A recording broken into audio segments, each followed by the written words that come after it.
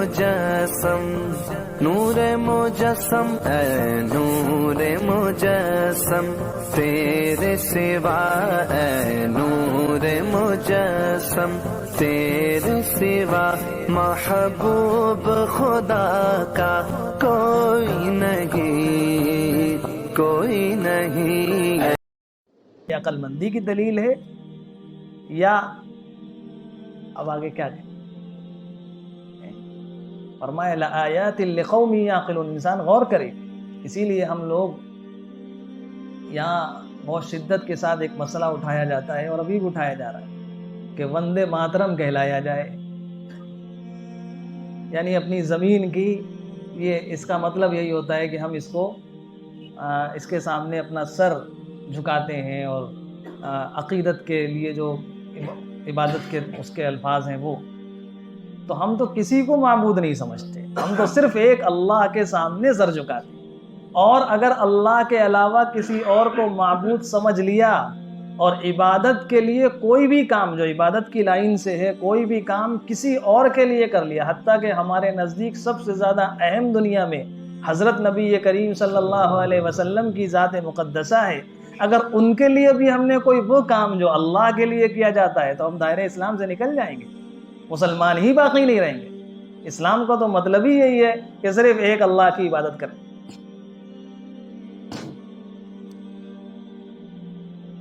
پھر آگے فرمایا واختلاف اللیل والنہار، اور رات اور دن کے، کبھی دن بڑا ہو جاتا ہے کبھی رات بڑی ہو جاتی ہے،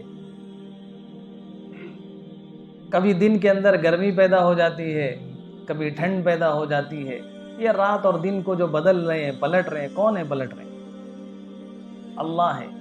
اور پھر بدلنے کا نظام بھی ایسا پرفیکٹ ہے، ایسا نہیں کہ ہندوستان میں رات ہونی تھی تو بھولے سے بجائے رات کے دن آ گیا، یا پورے دن ہی رہا رات آئی نہیں، لانا بھول گئے رات کو.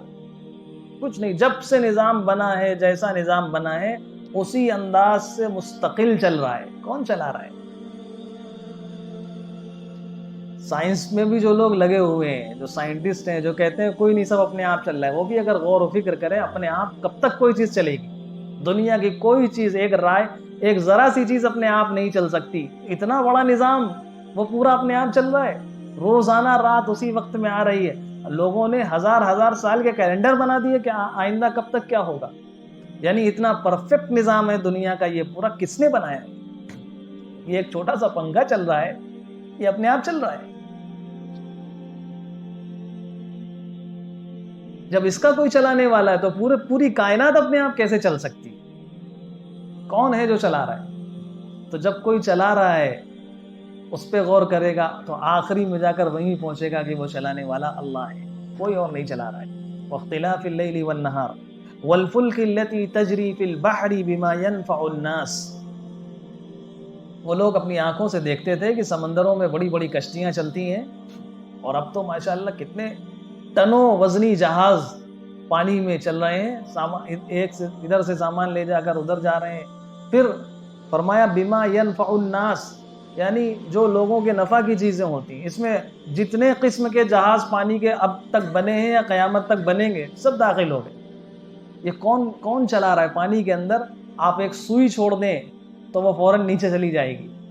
یہ ٹنوں وزنی جو جہاز صرف لکڑی کے نہیں بنے ہوتے، اس میں نہ جانے کتنا لوہا لگا ہوتا ہے، کتنی چیزیں لگی ہوتی ہیں، وہ سب کے ساتھ کیسے خطرناک قسم کے جہاز ہوتے ہیں. جن لوگوں نے دیکھا ہوگا جانتے ہوں گے. جا کر آپ جہاز کے اندر جائیے، کروز ہوتے ہیں اور بڑی جو یہ جنگی جہاز بنائے جاتے ہیں، پورے ہیلی پیڈ اس میں ہوتے ہیں، ہوائی جہاز پورے اترتے ہیں اس میں، پوری جنگیں لڑ لی جاتی ہیں اس سے. کتنے بڑے جہاز بنائے جاتے ہیں. کون ہے جو پانی کے اوپر روکے ہوئے اس کو، سمندر میں ڈوبتے نہیں، اور پھر کبھی اللہ چاہتے ہیں بڑی سے بڑی طاقت والوں کو دکھا بھی دیتے ہیں، ذرا سا کچھ ہو جاتا ہے پورا جہاز ڈوب جاتا ہے. کوشش کے باوجود نہیں روک پاتے. یہ کون کر رہا ہے؟ کون روکے ہوئے اس کو؟ کون چلا رہا ہے ادھر سے ادھر؟ پانی کو کس نے حکم دیا ہے کہ تمہیں ان جہازوں کو اپنے اندر لینا نہیں ہے، ان کو ایک جگہ سے دوسری جگہ پہنچانا ہے. فرمایا والفلک التی تجری فی البحر. جتنا غور کرے گا انسان تو کوئی نہیں، آخری میں جا کر پہنچنا وہیں پڑے گا کہ اس کو چلانے والا، اس پانی میں اس کو روکنے والا اللہ کے علاوہ اور کوئی نہیں. وما انزل اللہ من السماء من ماء، آسمان سے یہ پانی کون نازل کرتا ہے؟ کون برساتا ہے پانی؟ سورہ واقعہ میں اللہ نے فرمایا تم برساتے ہو پانی کہ ہم برساتے ہیں؟ کون برسا رہا ہے پانی آسمان سے؟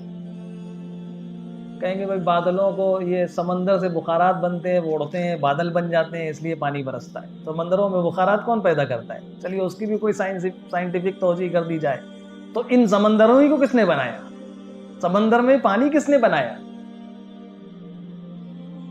آخری میں جا کر لا محالہ ماننا پڑے گا کہ ان سب چیزوں کا خالق اور مالک اللہ ہے۔ فَأَحْيَا بِهِ الْأَرْضَ بَعْدَ مَوْتِهَا وَبَثَّ فِيهَا مِن كُلِّ دَابَّةٍ، اور جتنے قسم کے جانور ہیں دنیا میں وہ سب، آپ دیکھیے چھوٹے سے لے کر کچھ تو نظر ہی نہیں آتے، اور کچھ ایسے اتنے بڑے ہوتے ہیں کہ انسان دیکھ کر حیران ہو جاتا ہے کتنے بڑے بڑے جانور اللہ نے دنیا میں بنائے۔ حضرت مولانا پیر ذوالفقار صاحب دامت برکاتہم نے لکھا ایک جگہ کہ وہ افریقہ میں ایک مرتبہ گئے تو حضرت فرماتے تھے کہ مجھے وہاں کے لوگ ساتھی جنگل لے گئے کہ آئیے آپ کو یہاں کے ہاتھی دکھائیں، تو فرمایا وہاں ایک جگہ کوئی ہاتھیوں کا کوئی پروگرام ایک آدمی دکھاتا تھا، تو اس میں یہ تھا کہ وہ ہاتھی کے پیر میں ایک رسی باندھ دی اور 1000 لوگ اس رسی کو پکڑ کر کھینچ رہے تھے، اور ایک لائن بنی ہوئی تھی کہ یہاں تک پکڑ کر اگر کھینچ کے لے آئے ہاتھی کو تو انعام ملے گا۔ 1000 لوگ پوری طاقت لگائے اور وہ بھی گئے کہ ہاں اور اعلان کر رہا ہے اور طاقت لگاؤ، ہاتھی ایک ایک قدم پیچھے آ رہا ہے، ایک ایک قدم پیچھے آتے آتے بس جب ایک قدم کا فاصلہ رہ گیا اس لائن کو چھونے میں، ہاتھی نے ایک پیر ایسے بڑھایا پورے 1000 لوگ رسی سمیت اڑ گئے۔ کون ہے اتنے طاقتور جانوروں کو پیدا کرنے والا؟ کون ہے؟ کون پیدا کر رہا ہے؟ ایک ذرا سا آیا جو آنکھوں سے دکھ نہیں رہا، پوری دنیا بند کروا دی، کس نے پیدا کیا؟ انسان غور کرے، وَبَثَّ فِيهَا مِن كُلِّ دَابَّةٍ، سب اللہ نے پیدا کیا۔ اسی لیے ہم دنیا میں کسی جانور کو اپنا خدا نہیں سمجھتے، اس کی پوجا نہیں کرتے۔ یہ خود جب پیدا ہوئے ہیں، جو پیدا کیا گیا ہو، جو مخلوق ہو، وہ خالق کیسے ہو سکتا ہے؟ دنیا میں جو لوگ ساری چیزوں کی پوجا کرتے ہیں انہوں نے جانوروں کو بھی اپنا خدا بنا دیا، جانوروں کو بھی معبود بنا دیا۔ ہم کسی کی پوجا نہیں کرتے، کسی کو خدا نہیں سمجھتے، سب مخلوق ہیں، سب اللہ کے پیدا کیے ہوئے محتاج ہیں، کمزور ہیں۔ کمزوروں کو ہم اپنا خدا نہیں بناتے، کمزوروں کو اپنا معبود نہیں بناتے۔ وتصریف الریاح، اور ہواؤں کے چلنے میں، کون ہے جو ہوائیں چلا رہا ہے؟ ہوا کو کون چلاتا ہے؟ ہوا نہ ہو تو انسان کی زندگی ختم ہو جائے۔ یہاں سے ہوا اگر ختم ہو جائے تو کوئی باقی رہ سکتا ہے؟ کون ہے جو ہوائیں چلا رہا ہے؟ پھر ہواؤں میں کبھی تیز ہوائیں چلاتا ہے، کبھی دھیمی ہوائیں چلاتا ہے، کبھی ٹھنڈی ہوائیں چلاتا ہے، کبھی ہواؤں کو گرم کر دیتا ہے، اور ان سب کی اپنی اپنی خاصیات ہیں۔ اگر 3 دن تک ہوا نہ چلے تو ساری دنیا بدبو سے پریشان ہو جائے۔ یہ پورا نظام یہ کون چلا رہا ہے؟ وہ تو سائنسداں تو یہ بتا سکتے ہیں بھائی ہوا کی رفتار کتنی ہے، یہ کون سی ہوا ہے، اس کے فائدے اور نقصانات کیا ہیں، لیکن چلا کون رہا ہے؟ اللہ چلا رہا ہے۔ وہ تصریف الریح، اسی طرح والسحاب المسخر بین السماء والارض، یہ بخارات پانی سے اٹھے اور آپ نے کہہ دیا ٹھیک ہے وہ بخارات اٹھ رہے ہیں، وہ بادل بن گئے، لیکن ان بادلوں کو بیچ میں جا کر معلق کس نے کر دیا؟ کون سی چیز روکے؟ آپ ہی کہتے ہیں کہ زمین کے اندر گریوٹی ہے، وہ چیزوں کو کھینچ لیتی ہے، کیوں بادلوں کو نہیں کھینچتی زمین؟ اس میں تو کوئی پر نہیں لگے ہیں، کوئی مشین نہیں لگی، کچھ نہیں لگی، وہ جان بھی نہیں ہے اس میں۔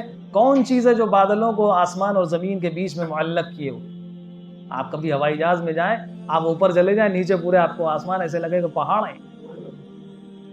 آسمان اور زمین کے بیچ میں جو بادل کو روکے ہوئے، کون طاقت روکے ہوئے؟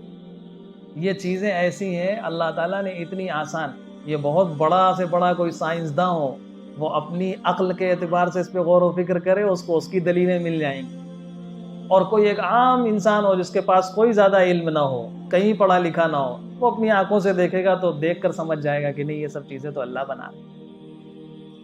یعنی عام سے عام انسان بھی اس میں غور و فکر کر سکتا ہے، اور ایک بہت بڑا قابل انسان بھی غور و فکر کر کے اللہ تک پہنچ سکتا ہے۔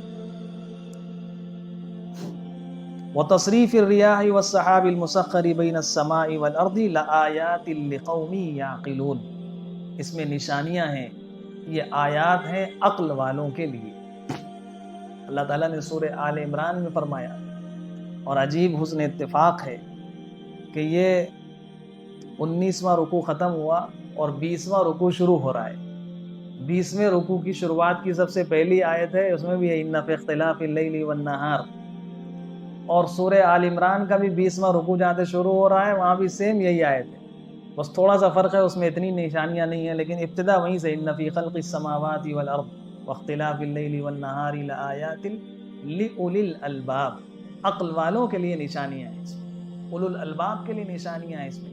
آدمی غور و فکر کرے، کائنات کی ان چیزوں میں اللہ تعالیٰ نے ہمیں بار بار غور و فکر